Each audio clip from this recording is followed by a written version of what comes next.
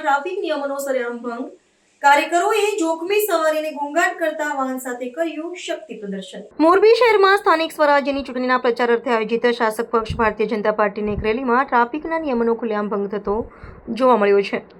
પ્રાપ્ત અહેવાલો અનુસાર શહેરના વોર્ડ નંબર 3માં ભાજપના ઉમેદવારોના સમર્થનમાં યોજાયેલી દ્વિચક્રી વાહનો અને મોટર કારની વિશાળ રેલીમાં માર્ગ સલામતીના નિયમોની સરેઆમ અવગણના કરવામાં આવી હતી, જેના કારણે સ્થાનિક નાગરિકોમાં ભારે આશ્ચર્ય અને રોષ વ્યાપી ગયો છે।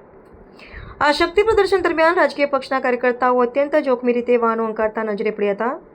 ખાસ કરીને કર્કશ અને મર્યાદા બહારનો ધ્વનિ ઉત્પન્ન કરતા સાયલેન્સર ધરાવતા મોટરસાયકલો તેમજ કારના દરવાજા અને છત પર બેસીને જીવલેણ સવારી કરતા યુવાનોએ કાયદા અને વ્યવસ્થાની મજાક ઉડાવી હતી।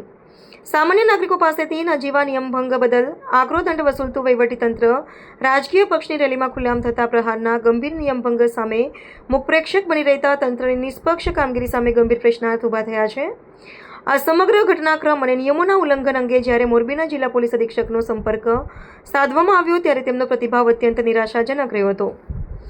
જિલ્લા પોલીસ વડાએ જોખમી સવારી અને ઘોંઘાટ કરતા વાહનો સામે સ્વયંભૂ કાર્યવાહી કરવા અંગે સીધો ઉત્તર આપવાનું ટાળ્યું હતું। તેમણે માત્ર એટલું જ જણાવીને જવાબદારીમાંથી હાથ ખંખેરી લીધા હતા કે જો ચૂંટણી આચારસંહિતા ભંગ અંગેની કોઈ સત્તાવાર ફરિયાદ મળશે તો જ સંબંધિત કાયદેસરની કાર્યવાહી કરવામાં આવશે।